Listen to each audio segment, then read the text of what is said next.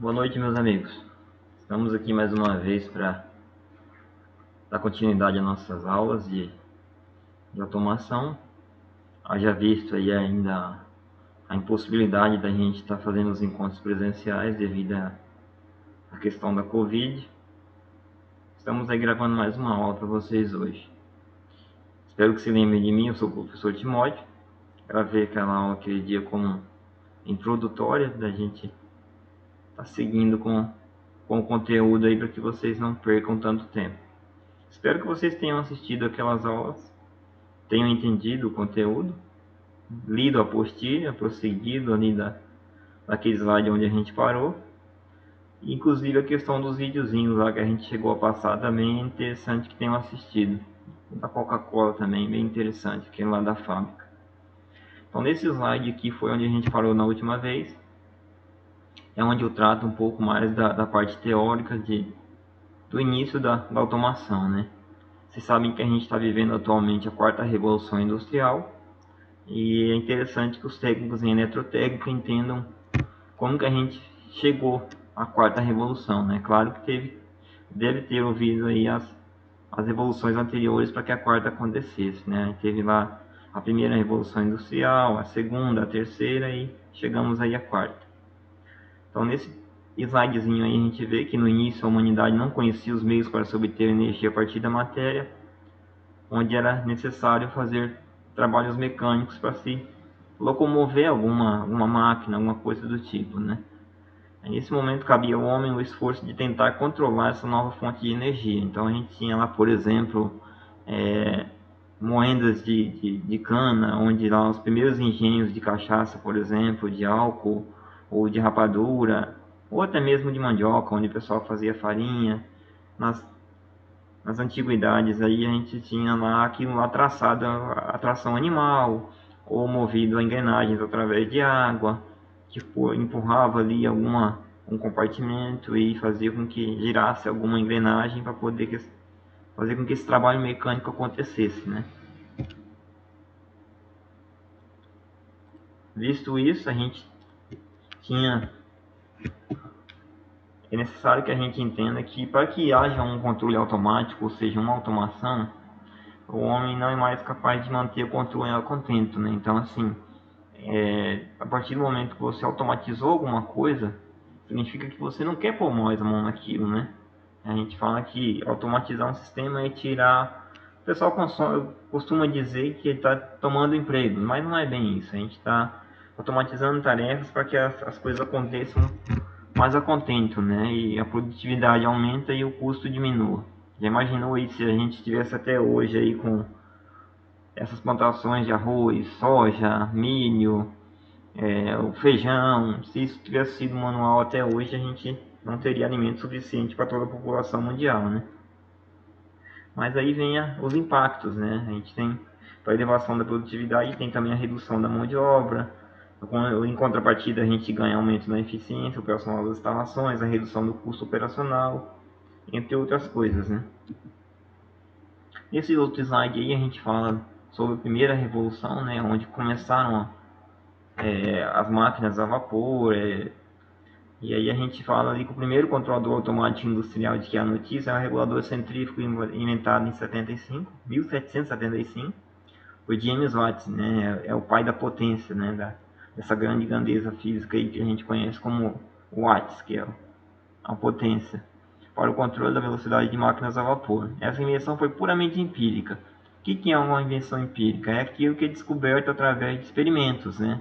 Por exemplo, o velcro. O velcro foi descoberto a partir do invento de um trabalhador que viu que aquele bichinho lá, o carrapicho, grudava na roupa e ele inventou um material que fizesse a mesma coisa e juntasse ali duas partes de algumas peças. É o que a gente tem hoje, que é o velcro, né? Tem disponível nas roupas, nas blusas e até em alguns equipamentos. Então, nada mais aconteceu no campo do controle até 1868. Então, assim, demorou quase 100 anos. Antigamente as coisas andavam um pouco mais lento, né? Não existia a tecnologia que existe hoje. Utilizando o cálculo diferencial, estabeleceu a primeira análise matemática do comportamento de um sistema máquina regulador, ou seja, as máquinas começaram a ter necessidade de ter controle, né? Então, você não poderia simplesmente deixar lá, por exemplo, uma roda d'água rodando lá o tempo inteiro, moendo lá, rodando uma engrenagem para um moinho de milho, por exemplo.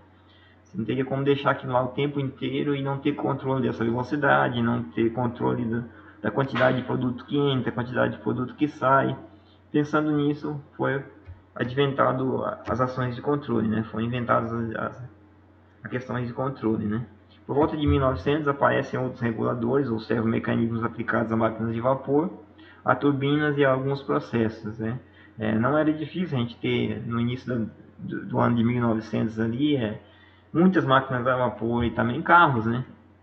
Locomotivas e tudo. E aí o vapor é conhecido como uma das maiores grandezas, né, da física, né?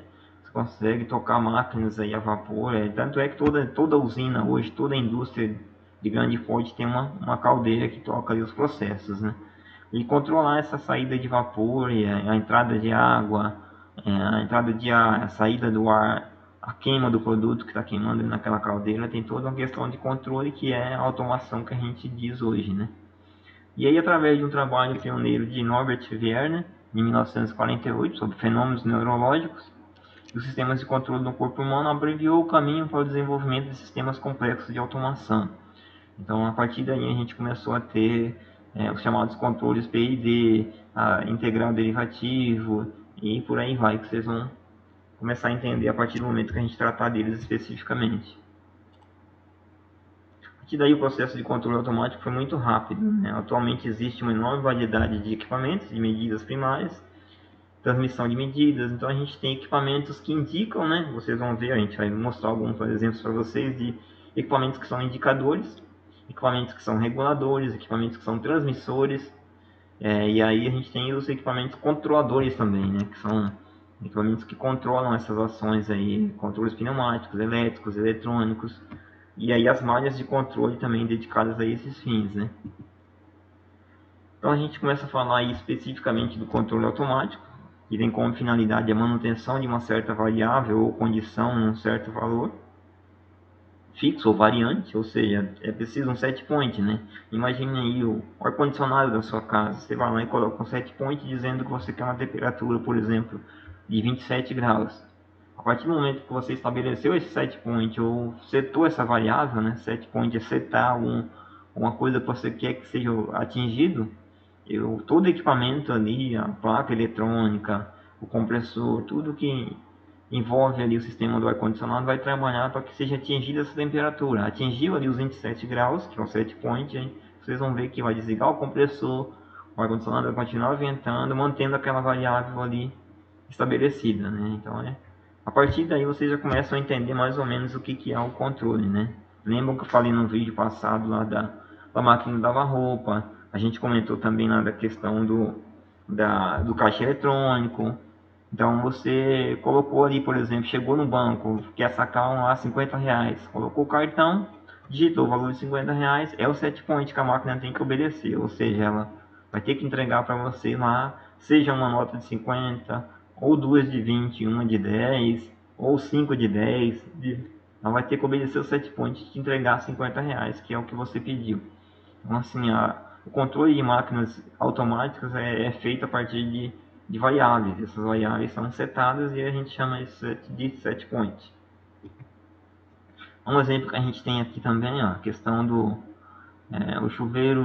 Acho que alguém já deve ter tido a oportunidade de ir em algum hotéis grandes normalmente tem aquecedores solares de água, né? Não são chuveiros elétricos igual a gente tem em casa. E lá você vai ter lá, por exemplo, dois registros. Você vai chegar no banheiro, vai ter dois registros, um de água fria e um de água quente. Por quê? Esse processo passa por um aquecimento de água, às vezes um aquecimento a gás, um aquecimento a lenha, ou uma pequena caldeira, ou até mesmo um aquecimento solar, né? Que onde essa água passou o dia inteiro sendo aquecida ali em um recipiente, através de placas solares ali, e isso é armazenado para ser usado durante a noite ou a hora que for necessário. Aí se você não temperar essa água, ou você vai tomar um banho puramente quente ou puramente gelado. Você vai ter que estar regulando ali os registros, né, para controlar essa saída de água quente e em paralelo a saída de água gelada. Então isso é um exemplo bem claro do que a ação humana tem que fazer para obter determinado ponto, né? Se você coloca ali um set point, por exemplo, e vai lá um controle eletrônico, você vai lá e fala, não, eu quero que esse banho tenha 40 graus de temperatura. Isso daí deveria ser obedecido, de forma que a gente teria um controle de variáveis e você teria ali um banhozinho quente controlado eletronicamente, né?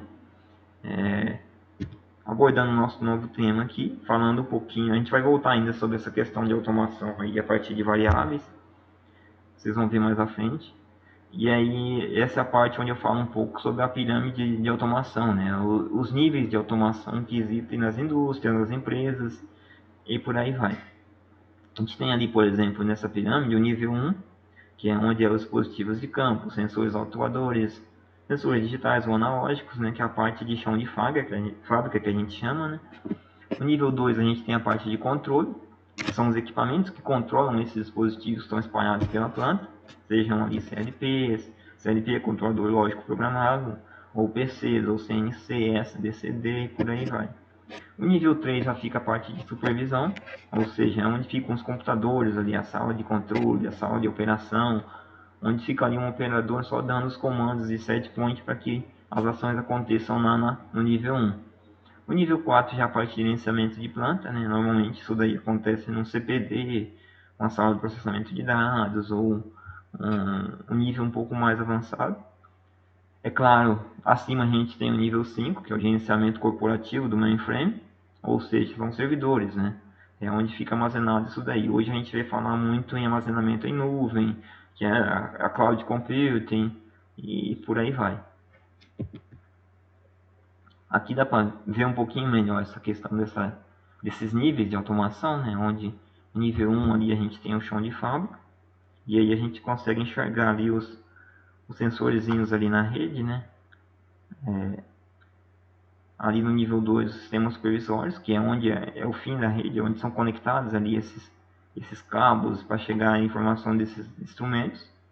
No nível 3 o controle produtivo, que é onde fica lá a sala de controle que a gente chegou a comentar, os PCs, os softwares, ali o sistema supervisório, sistemas de escada e por aí vai. Nível 4 ali a parte de rede, né, gerenciamento dessa rede, gerenciamento desse software, e aí a programação das atividades, é o conhecido PCP, né, planejamento e controle de produção. Se é uma produção batelada, se é uma produção contínua, aí vai de cada empresa. E no nível 5 a gente tem ali a questão da gestão de recursos da empresa, né?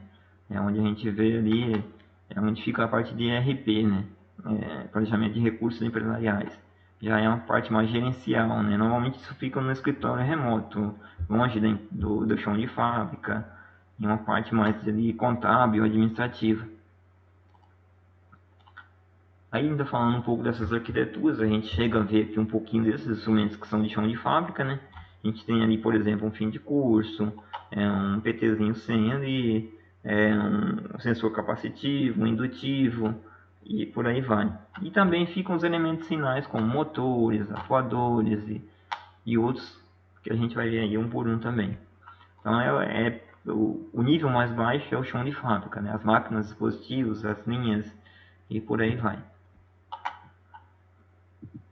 No nível 2 ali a gente tem a parte de supervisão e IHM. IHM nada mais é do que a interface humano-máquina. Então, hoje em dia a gente vê, é muito frequente ver nas indústrias salas de controle, salas de operação, onde fica lá só um operador interagindo com essa interface, né, que nada mais é do que clicar ali na tela para abrir uma válvula, para dosar um produto, para ligar um motor. Isso tudo é feito remotamente ali numa workstation, né? Ou seja, uma sala de controle através de um sistema supervisório. Aqui a gente tem um exemplozinho aqui de uma telinha de supervisório. Ali a gente tem uma área de tancagem, né? A gente tem aqui um misturador do tipo pá, um motorzinho aqui em cima.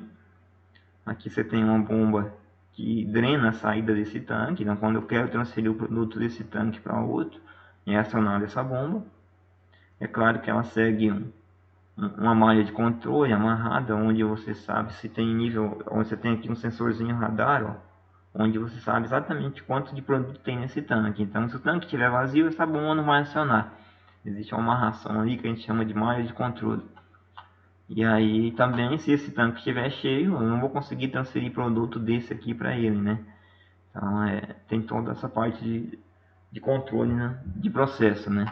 E aí você tem ali misturadores, a gente tem aqui um outro tanquezinho do estilo funil, onde o produto cai aqui diretamente na bomba. A gente tem aqui tanques aqui que recebem o produto, às vezes isso aqui pode ser muito utilizado em dosagem, né, de produtos químicos. Então é dosado ali exatamente o que é pedido na tela, ou por tempo, ou por volume, e por aí vai, através do material do sistema supervisório. O nível 3, que é a parte de controle de processo produtivo, onde a gente tem ali o banco de dados, os índices, os relatórios, o controle de entidades do processo e a avaliação do controle de qualidade, né, que é o CQ em alguns processos alimentícios, seja aí parte de frigorífico, usinas esmagadoras e por aí vai. Então a gente tem aqui, por exemplo, uma telinha onde a gente vê ali a parte de controle de qualidade, né? Ou seja, quer saber quanto está sendo produzido por ano, por hora, por exemplo, né? Por hora, por minuto, por dia. Então o supervisório também é feito toda essa amarração para mostrar o que está sendo produzido ali naquele momento, quanto está gastando para produzir, qual a eficiência desse processo. Tem toda essa questão de avaliação e controle da qualidade, né? E ali já quase chegando ao topo da pirâmide, a gente tem a parte de planejamento do processo, né? É onde a gente faz ali, por exemplo, a receita do processo, né? Então, algumas indústrias que trabalham com batemada, por exemplo, você consegue ir lá na tela do supervisório, colocar lá uma receita que vai ser seguida diária, ou seja, hoje eu quero produzir tanto, eu tenho tanto de matéria-prima, isso é jogado no sistema e todo o processo se encarrega do restante, né?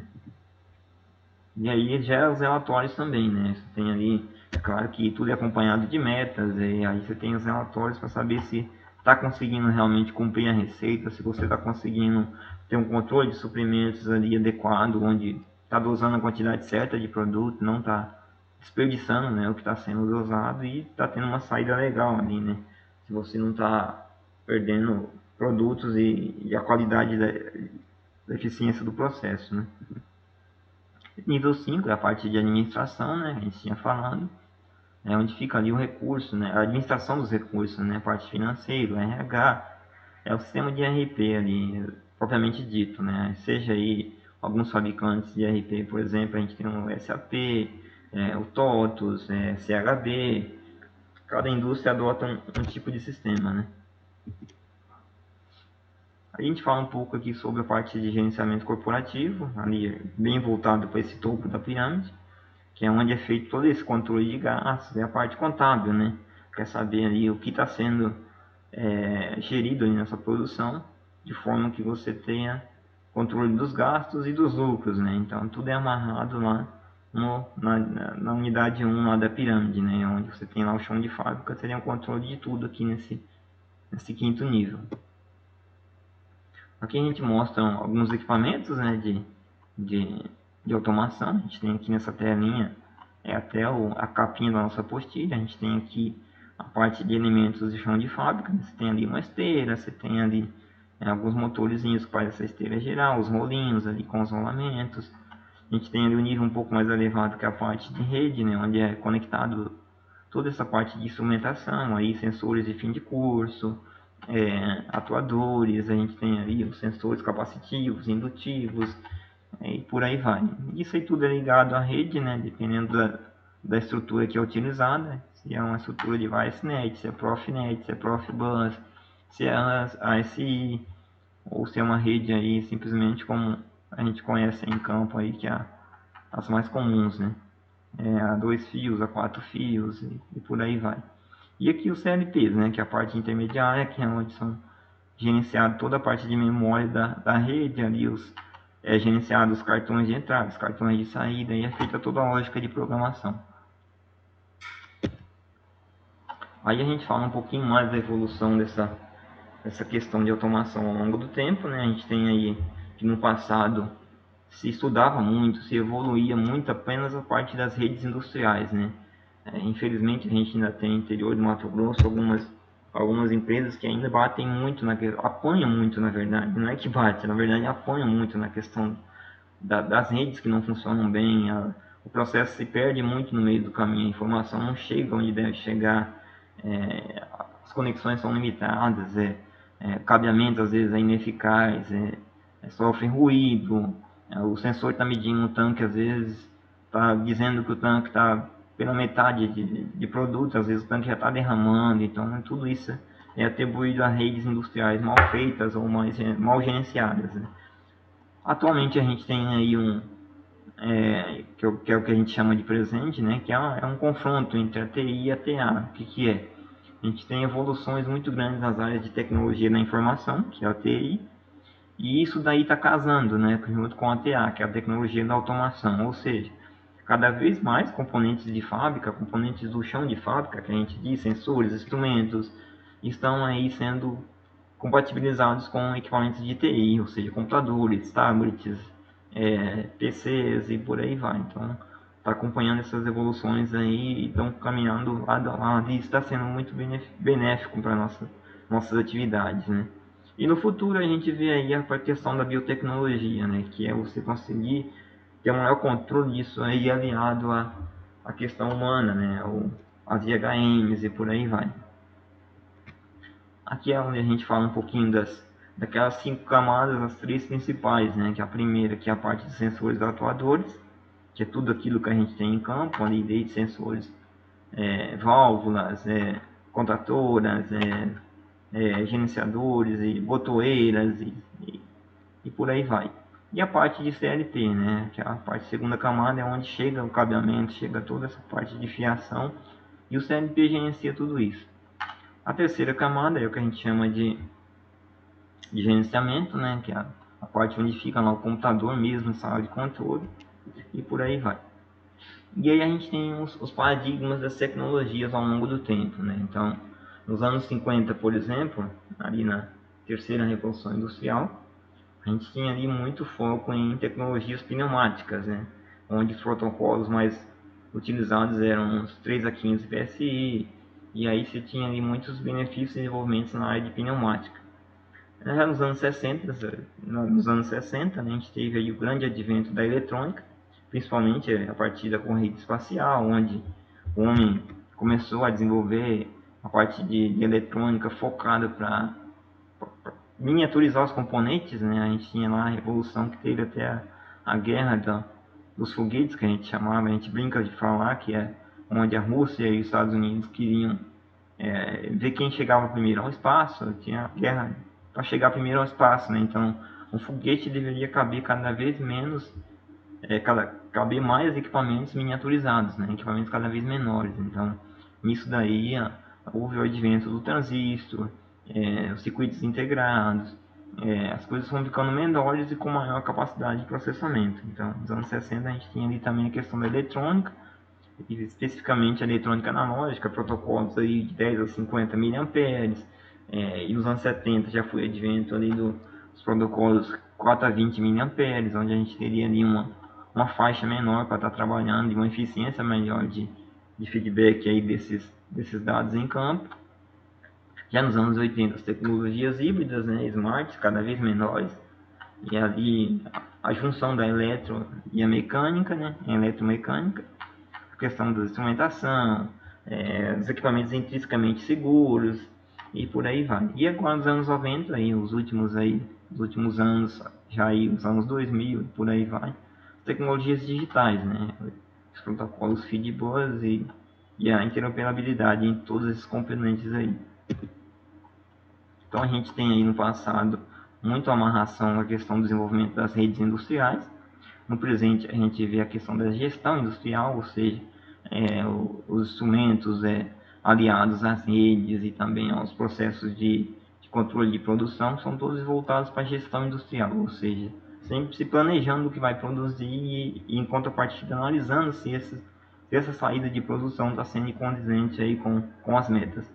E no futuro a gente vê a indústria 4.0, que é a questão das interoperabilidades de redes, redes que não sejam tão diferentes entre si, você ter várias redes integradas ao mesmo tempo, a questão do IoT, que é a interface aí de dispositivos, a questão das tecnologias que estão aí cada vez mais avançando no mercado. E aí a gente tem aqui as 4 revoluções industriais, né? A primeira ali que é mais a área da geração de potência, né? Na parte mais efetivada na questão da automação mecânica. A segunda revolução, a parte de industrialização ali nos anos 1913. A terceira já voltada para o desenvolvimento de computadores e dispositivos aí de lógico controláveis e programáveis, ou seja, o advento da eletrônica e automação. E aí a nossa quarta revolução industrial, que é essa que a gente está vivendo hoje, a parte de sistemas cyberfísicos, né? Ou seja, você ter o controle da planta sem ter que estar lá. Aí o gerente da fábrica, ou o diretor da fábrica, consegue ter o controle do que está sendo produzido a partir da casa dele, por exemplo, olhando no dispositivo celular ou num tablet, que são as tecnologias smart, né? Tudo que você consegue levar aí à mão na tecnologia. Aí aqui um pouquinho da pirâmide também, né? Onde a gente tem ali os atuadores, sensores, e falando todos os níveis que a gente já tratou.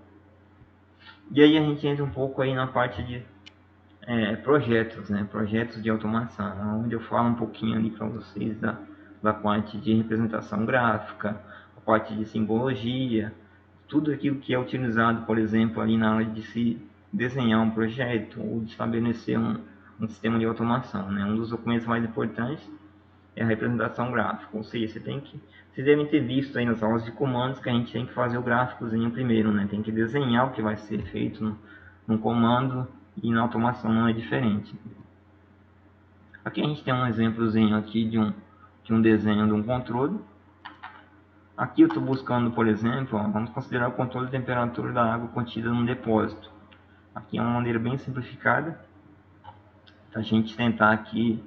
Eu vou dar uma paradinha, pessoal, para me tomar água que minha garganta está bem seca, tá? Já a gente já retoma.